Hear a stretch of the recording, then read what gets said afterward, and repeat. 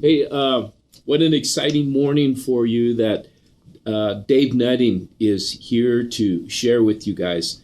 Now, Dave is going to be sharing about his understanding and perception from scientific knowledge and how that dovetails into his biblical knowledge.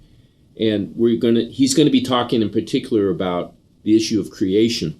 And so one of the things that we want you to know, the reason we wanted to do this series of tough stuff is we want it to trigger your thinking. We want it to trigger your understanding in these tough issues that we're going to be covering. And we encourage you to do your own studying. And as you do your own studying and your own research and you talk about it in your cell groups, it'll help you to kind of land on the theological perspective that the Lord has given you. So I think you'll appreciate Dave's perspective. And I'm quite aware that some of you may have a different perspective on this particular topic. But the main thing is we talk about it, we dialogue about it in grace. So I just am so excited for Dave Nutting from Alpha Omega Institute. I appreciate his heart. I appreciate his mind. The dude is just too smart to be legal. And you'll just love what he has to share. And I encourage you, if you can, go to the seminar this afternoon in the chapel. Bless you guys as you hear from our brother, Dave Nutting. All right. Thank you. Well, thank you so much, and it's wonderful to be with you guys, for sure, again. Anyhow, I've been speaking at the Vineyard and predecessors to it for many years, you can guess. So anyhow, but thank you as a church and the church body for supporting Alpha Omega Institute over these years. We couldn't really do what we've been doing without supporters who see the importance of this issue. But we've been talking about creation versus evolution, haven't we? And that's what this whole area that we have embarked on.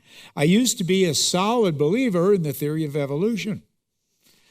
Yeah, I did. And then God opened both Mary Jo and my eyes up to the possibility that maybe evolution didn't work scientifically. We had to reevaluate our perspective. And over a period of time, you might say both Mary Jo and I evolved from evolutionists to creationists. And it didn't take a million years. And like Pastor Kirk said, what I share today is great. Do your own research, too. Study it out. You may not agree with everything I have to say. This is one of those tough issues here, okay? Tough stuff today. And one of the things that you might want to do is come visit us over here at our main office, which is right there at 1/2 block south of Colorado Mesa University. Now, you can expect what we're going to do there, huh? And have an outreach ministry to the university. We do have a young couple on board that does the ministry to the CMU, and we are so thankful for that couple. And also we have somebody else that's been focusing on Grand Junction High School, trying to get some things going there, and collectively they work together as well. And so, and then I just gallivant all over the country, having lots of fun, right? But I do. That's why Mary Jo and I have been gone almost 50% of the time doing the different type of ministries, etc. You're going to find out that there is in your folder that you've been given a little brochure and a camp brochure in there as well, and then a yellow sheet as well. We consider ourselves missionaries, and we're really glad that you are with us on this and have taken a wonderful, beautiful, sunny day to come and join us here today. So this yellow sheet, if you have a pen, sign it up, send it to the end of the aisle, okay? but it's for publication Think and Believe. We're also looking for those who might be interested in helping volunteer. Gail's a member of your church, Gail Tompkins, and she really needs some help occasionally, especially when it comes to newsletter stuffing and things you don't have to think too much about. But if you're really skilled in video, etc., we could probably use your help in a lot of different ways. So if you're interested in one of our family camps or whatever, you can check that as well. So please look that over and give you a little bit better idea of our ministry there. 10th and Belford, come see us, okay? Right on the corner. We occupy the lower part of that building, and God allowed us to be able to begin buying that building, okay? And so we have that. So between the bank and Alpha Omega, we own that building, okay? But anyhow, so there's our family. You probably recognize Tim and Elizabeth and their two kiddos, right? It used to be that people would say, is Dave Nutting your father? But now they ask me, are you Tim's father? And, do you know Tim Nutting? Yeah, I kind of do. Anyhow, it's good to be here with you. This is what you're signing up for. It comes once every 2 months, so make sure that you put your name on that and give that to us, or give it to us at the table before you leave here, okay? If you don't have a pen, there'll be some pens on some of the book tables over here. All right, so come visit us. That's what the building looks like. We're going to talk about grand design or blind chance. Did God really create? Did he use evolution as a method of creating? What do you think about that? That's a tough issue today. We always hear that creation is nothing but a religious issue. It's a myth, whereas evolution is science. I'm sure you heard that before. Right at the get-go, I'm going to say what I usually say before I duck behind the podium at a university when I speak there. Evolution is not science. No. In fact, evolution is really a philosophy I believe is posing as science. Now, I didn't come to this immediately like that, but over the years, after I started evaluating this information, and Mary Jo began looking at the information, we realized that no, it is more on a philosophical nature. And this philosophy and evolution as a philosophy is a pillar of what's called naturalism. And that means everything in this universe can be explained without God. Only natural processes. And that is what is being taught in most of the schools across the United States. And now Alpha Omega Institute's been probably in over 31 countries. Guess what? That's what's being taught around the world too. And so that's why we do what we do. Evolution is really not science. And take that with a grain of salt. Hopefully, I'll give you some supporting evidence for that here in the next few minutes, okay? Think about it. How did the universe come into being in the first place? Well, you hear about the Big Bang, right? But here's what Discover magazine says. This is a magazine that's 100% committed to naturalism as a worldview. They won't use design. They won't use God. But where did everything come from? Right there on the bottom of the page, let's look at it a little closer. The universe burst into something from absolutely nothing. Zero, nada. And as it got bigger, it became filled with even more stuff that came from absolutely nowhere. How is that possible? Well, that's a good question.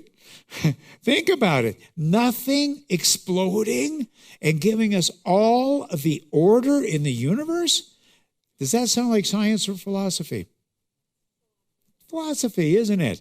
That's exactly what it is. We're going to look at evidence for design today. I believe the evidence is really crying out that you can see God's hand in design. And Romans tells us that. For since the creation of the world, his invisible attributes are clearly seen. His being understood by the things that are made, even we can tell something about God. His divine power, yes, but we also have eternal power, his Godheads. They are without excuse, because although they knew God, they did not glorify him as God or give thanks, but became futile in their thoughts. Their foolish hearts were darkened. So basically they said, or God saying, through Paul, professing to be wise, they became fools, right? Wow. I don't want to be in that camp. I want to look at the creation. I want to see the things here and marvel at God and his creation. And if you get nothing else out of what we're doing today, I hope it opens up your mind a little bit to marvel at the creator of this universe. Okay? That's what we need to do. Some people said, oh, you can't tell if something was designed. Maybe millions of years produced that, right? Well, look at that. Even though color is added, guess what? That's a one-celled creature. We see design even there. Nobody would say that this painting came as a result of an explosion in a paint factory, right? Of course not. We can see design even though we didn't see the designer. I have a little head start on that one because I saw that designer. That was my mom who painted that. And she always said, oh, I can't paint. Yeah, right. You know, we take tours and look at the design features. We give those. Make sure you look at the brochure. Go talk to somebody at the table. We see design like at Yellowstone National Park that we're going to do over Labor Day weekend. We do one next spring. And this one is at Costa Rica. And tremendous design features when you look at so many amazing things. And we talk about that. But you know, you don't have to go to an exotic place to see design. Go look in your garage. Well, you see chaos, but you see design there too, don't you? Look at the spiders around there. All right? But wait a minute. A spider web has silk that is 5 times stronger than steel. That's amazing, isn't it? The reason is that single strand of spider web is not a single strand. It is woven together, 5 or 6 strands together. That's what gives us its strength. There it be, under great magnification, you are seeing the spinnerets. Now, do weaving factories happen by accident? No. That's using our logic, isn't it? I see tremendous evidence of design when I see that right there. We look at beetles, you know, this amazing little creature mixes 2 chemicals together and can shoot a fiery blast into the face of an approaching frog. Now, think about it. How did the first beetle evolve that ability? Just mix chemicals together at random, you got a better beetle. No, you got a dead beetle, okay? You have to have all of the pieces together, not only the chemicals, but the entire apparatus with sets of valves, etc., all working together in order for this thing to work. That's an evidence of an engineered or designed system.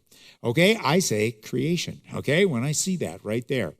So we can look at other things too here, and for some reason, this quit working. All right, so I'm going to give you a signal back there. All right, go ahead. Somebody? Oh, here it is. Hey, it's working now. We can look at sea anemones and see evidence of design. At the end of every one of those tentacles is a poison dart capsule. Okay, poison dart capsule. It's spring-loaded, poison-tipped, a trigger and a trap door. A fish comes along, hits that trigger. This thing gets paralyzed, and the sea anemone gets a meal. Now, how would you like to eat one?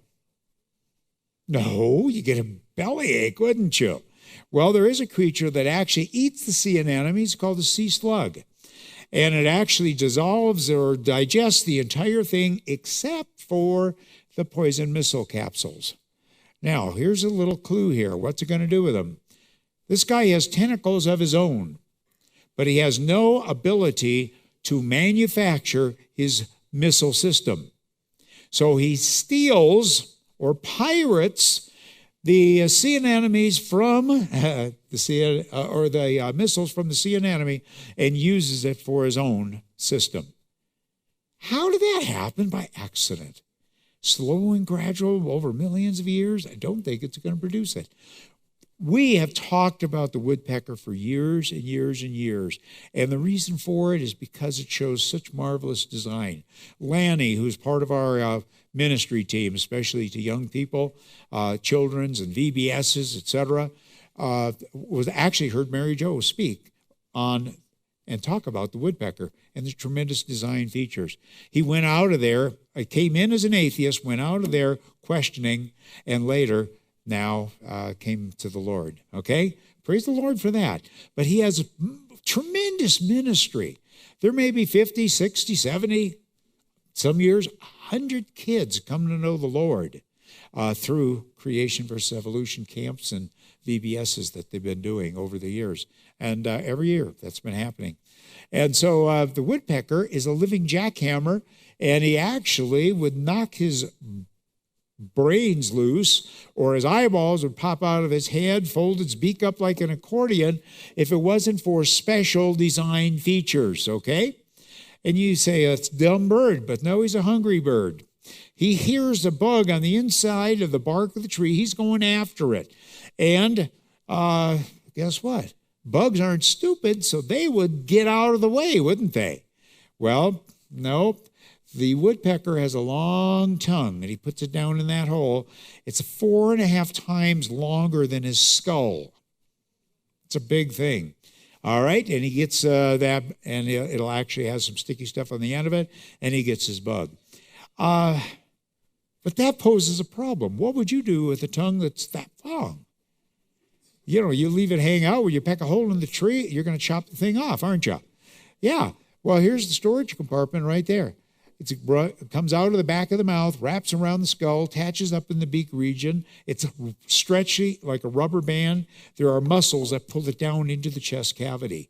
This is a unique system. For evolution to happen, it's going to have to explain not only the long tongue, but the storage compartment and which came first.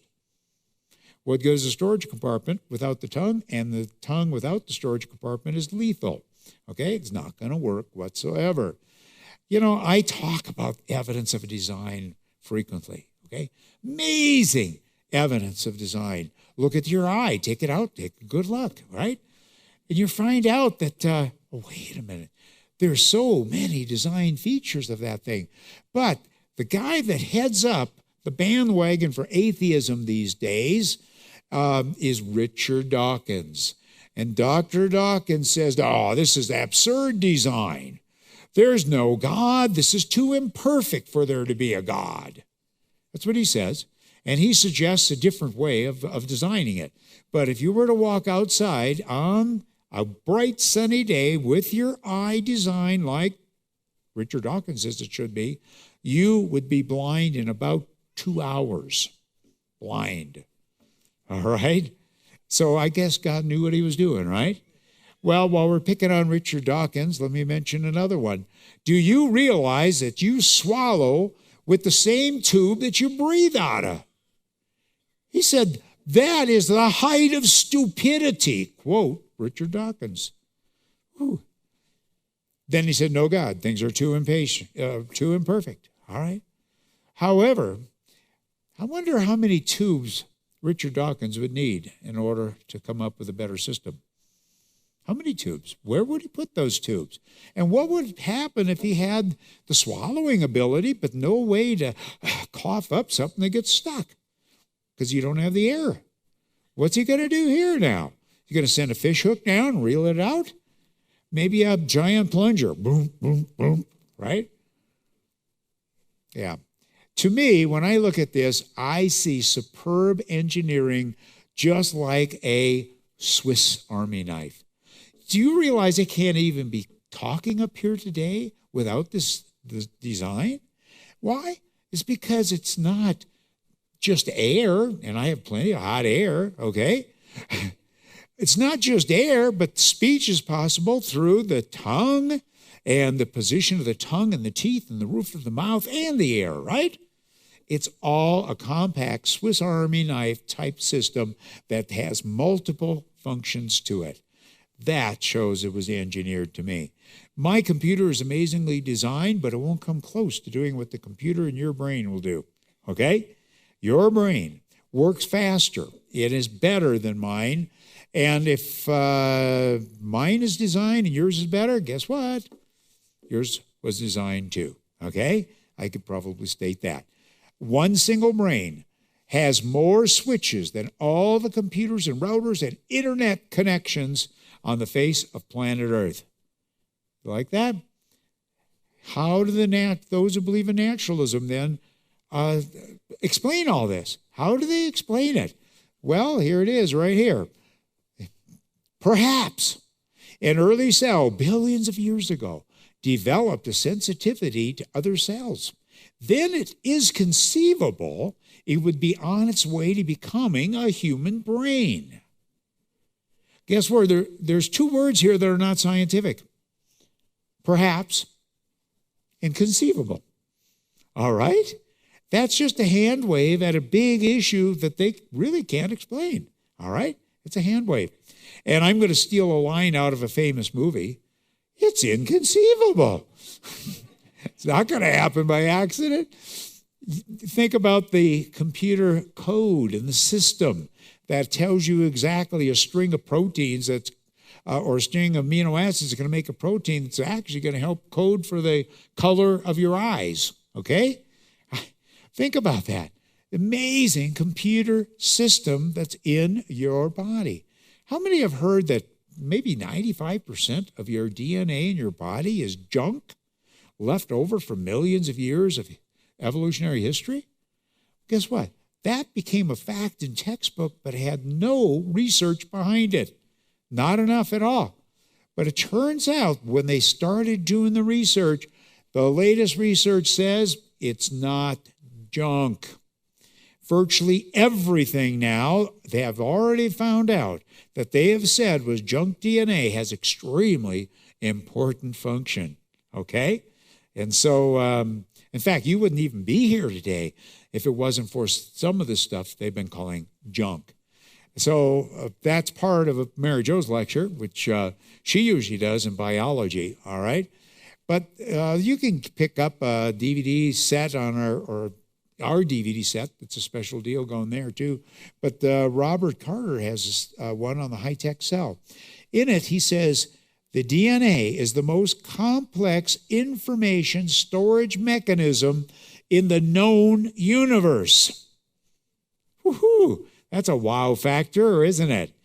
And every one of your cells, and you have trillions of them, basically have DNA in it. That's a lot of DNA, okay? It's amazing. So make sure you pick up that DVD set. I have to say one thing, though. When I go to the university, I don't care what one of those I talk about or others. You know what the answer is? We can imagine how mutations and natural selection acting over millions of years might refine certain or produce systems. Guess what? The words might and imagine are not scientific terms either. All right? We can imagine, but that doesn't mean it happened, correct? And especially when the evidence seems to be speaking volumes against it. So let's look at a couple of things here. Dr. John Sanford, one of the top genetic researchers in the world, basically, wrote a book called Genetic Entropy. We have it on our book table. But anyhow, he says that the whole battle cry for evolution proceeds by mutation and natural selection, doesn't work. You can forget it. All of his research has been showing that it is not working. It's going opposite direction, okay? And so pick up that book or talk to Mary Jo at the book table there and ask her about why, if you want to know more about that. But this guy knows what he's doing. He's a lot smarter than I am, I'll tell you that. Okay, I want to show you some things that I don't think evolution really is going to produce. How many got a cut? How many of you got a cut in the last 100 years? Raise your hand. Yeah. Yeah, we all did. The reason we didn't die is because of our special blood clotting system. All right? And without going into details here, you have a substance in your body that is called fibrin. Okay, fibrin is a long, sticky molecule, and a whole bunch of them across your blood vessel produces a net, and the red blood cells can't get beyond it. And so that's what's going to make your blood clot. Very simple, okay? Now, what happens, however, if you have a bunch of fibrin in your blood right now? You die. Blood clots throughout your entire system. So fibrin has to exist in an inactive form, and that's called fibrinogen. But when you get a cut, you're going to bleed to death, except something turns on the fibrinogen and produces the blood clot, right? You have to activate it or turn it on. And that substance is called thrombin, but it has to exist in an inactive form too, otherwise you die again. All right, so basically every one of these things are necessary and a whole lot more. Everyone needs to be switched on or activated. The entire system works together or none of it works. You eliminate a piece, you're dead. Well, it's not going to work, okay? That is an engineered system. Let's just look at activating one of those things. Here are a bunch of chemicals, and those add subsystems too. What it shows me is it's an engineered system. Any engineer would probably recognize that one, right? It speaks volumes of creation. I've been talking about molecular motors for a long time, and basically this is one cell, okay? And it has a string of a whole bunch of like 30 proteins working together to produce a motorboat. It's got a propeller. And basically, there's a bushing, there's drive shaft, there's rotors. These are all systems of proteins working in unison. You eliminate one, none of this works. And when the whole thing is said and done, guess what? That thing can turn at 30,000 revolutions per minute. That's more efficient than any of our motors right now. And that has launched basically a whole study of nanotechnology, looking inside the cell to make things. Do you look at your end of your finger? Just look at that. Do you realize you have more machines, electric motors, etc., in the end of your little finger than there are electric motors and gasoline engines in the entire world? Didn't know that, did you? Yeah, every one of your cells happens to have a whole bunch of different molecular machines in it. Okay, there are folding machines, or pumps, or valves, force generators, motorboats, yeah. Okay, all of these things. Let's just delve into it just real slightly. Now, I don't anticipate you're going to go home and remember all this, okay? I hope you see the wow picture. What an amazing God we have that's able to do all that. Let's just think about how, first of all, you're going to even produce some of these features in your body. Howard Berg from Harvard University is talking about over 20,000 different machines in your body alone. He calls them the most efficient machines in the universe. I hope you can see the hand of God in it, right? Most efficient machines. Let's look at one of them, the ribosome machine, okay? It's an RNA machine that involves more than 30 or 300 proteins. A protein is just a string of amino acids that are correctly folded, okay? That's what it is. But and what it's going to do is take your DNA code, and it's going to try to tell the body to make the color eyes you have in the development, okay? That's just one of them right there. Okay, so let's just tear this apart. In order to even figure out what you need to get for your color of your eyes, we're going to have the DNA strand, which is tightly packed into one little package here. You have to unwind that thing. So there's an unwinding machine, okay? But you don't want to use the original, do you? You've got to take a zipper and unzip this DNA. So it's an unzipping machine. Then you don't want to work with the original, so you just take a copy of the original. So there's a copy machine in there. And then now you don't want to work with the whole thing. You're really going after one section of the DNA right now. So you have to have the copy machine and the snipping machine to snip just that piece, and then a UPS delivery guy to deliver it into this thing called the ribosome. Now, this isn't the whole ribosome.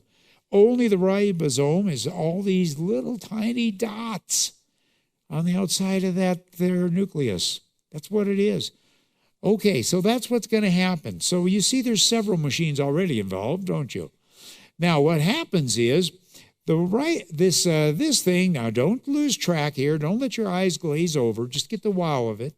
But the ribosome, that's these little things right here, are going to take that code, and it tells them what kind of beads to put on the string, which is going to become your protein, right?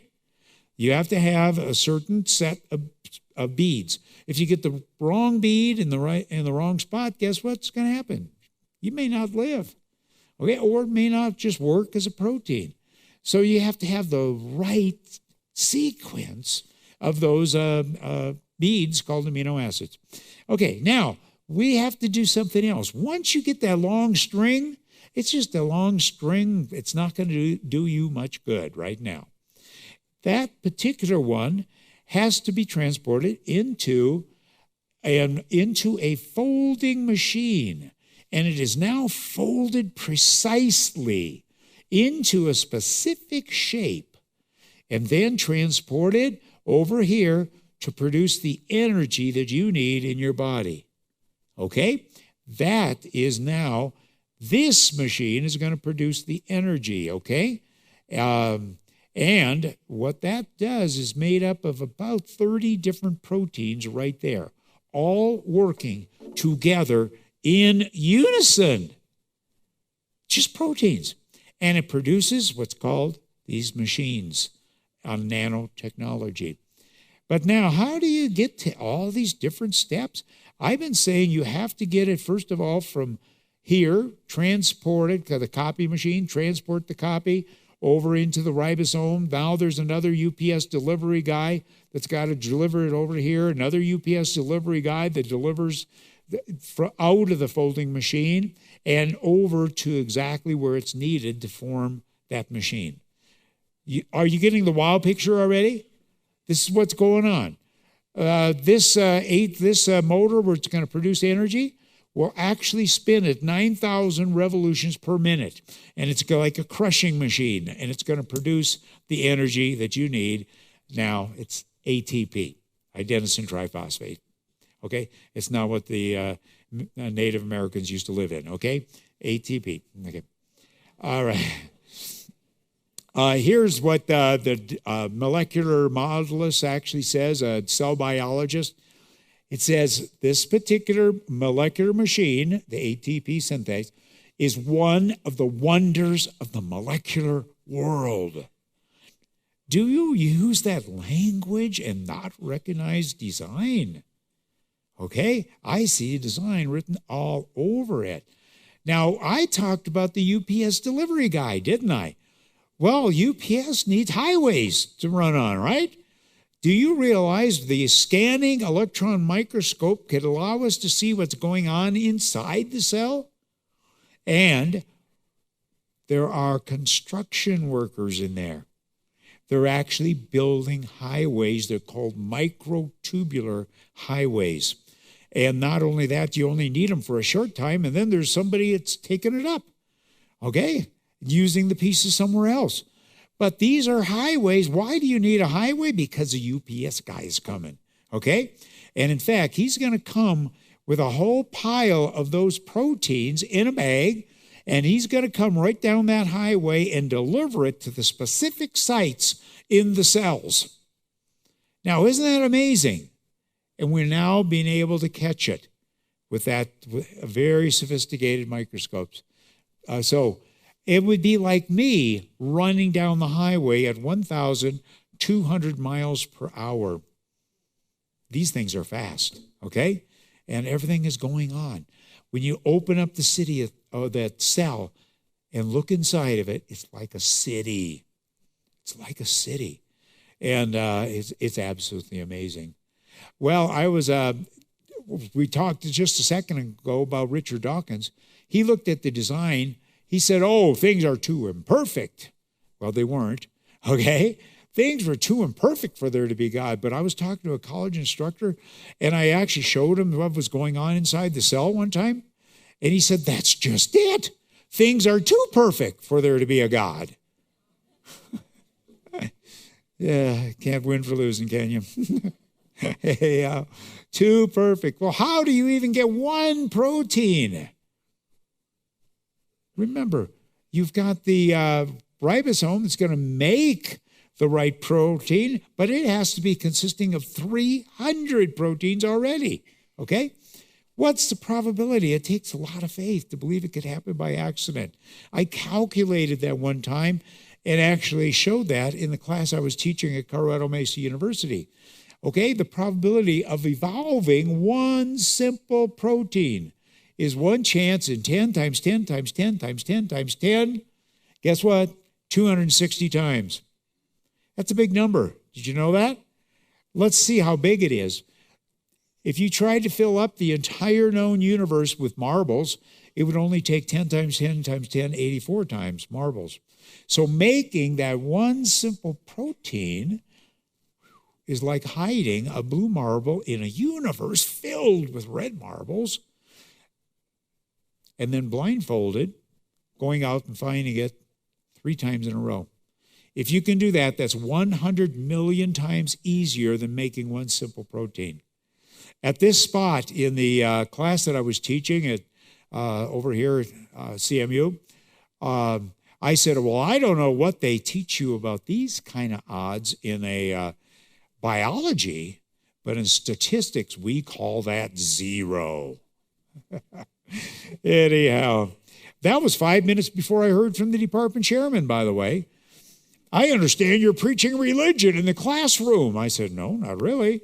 I showed him exactly what I told the students there, about just a few minutes of the classroom. And I said, is that religion?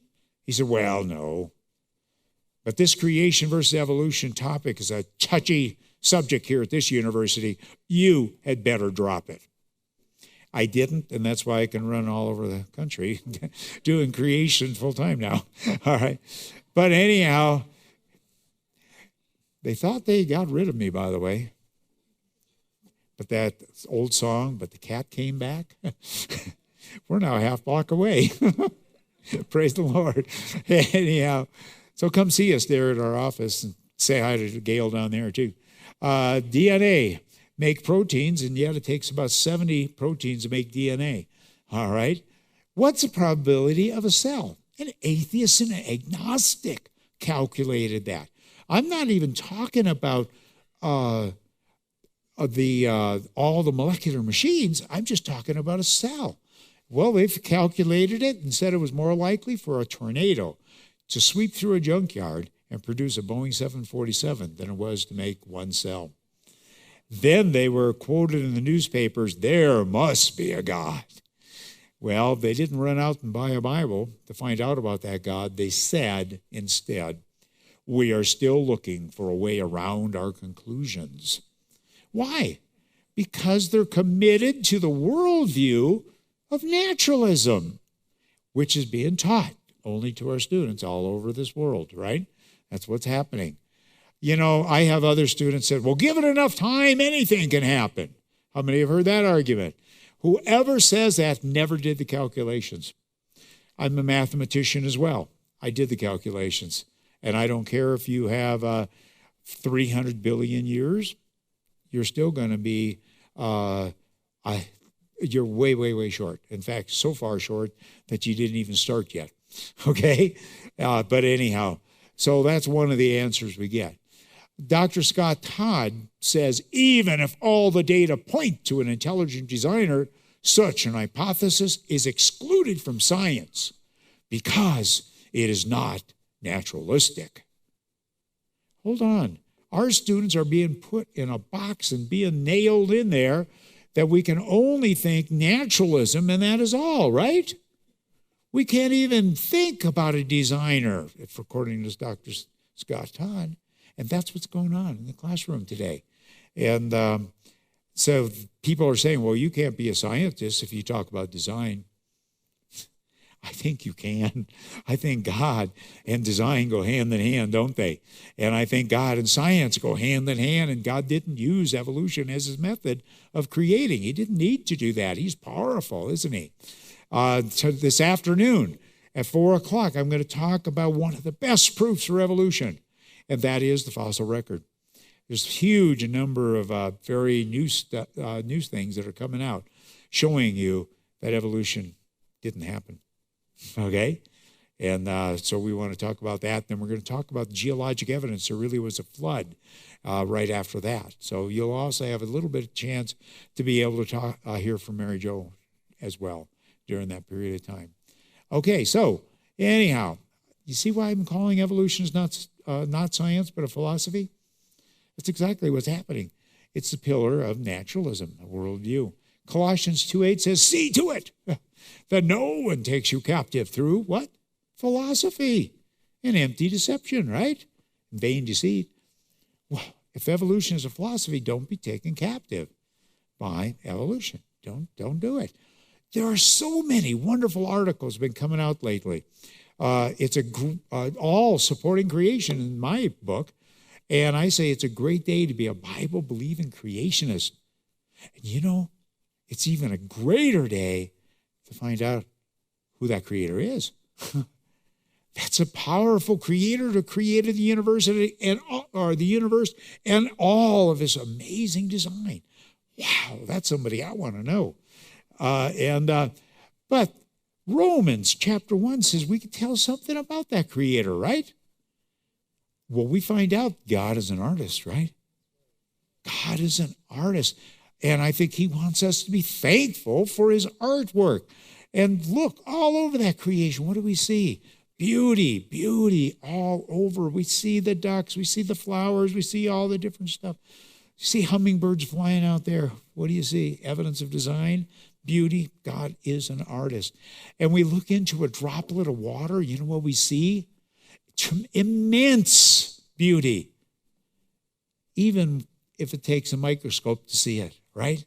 Immense beauty. That means God is really involved with even the minor details of his creation. You know what that tells me? He's interested in the minor details of my heart and my life. Isn't that neat to know? And then, not only that, we look out in the universe and we see what? Immense beauty out there too, right? Design. That means God is a God of the big picture, right? He's a God of the big picture as well. And basically, Psalms 147 tells us about that. Verse 4, he said, God numbers the stars and calls them all by name. Boy, there's a bunch of stars. This God is powerful. We see something about that God, right? But you know, the next verse that we see, or not the next, but the one just before that, verse 3 of Psalm 147. God heals the brokenhearted and binds up all their wounds. Wow. This is a God who cares for us, but he has the power to do something about the hurts and whatever in our life, right? That's the kind of God we need to worship. That's the kind of God that I want to know about, and I want to find out, and I encourage you to do so. And there'll be people up here in a little bit. If you don't know exactly who this creator God is, let's talk about it. If you have questions, come see me at the table over here too, right? I think the evidence cries out, let's worship this God of this universe. God bless you.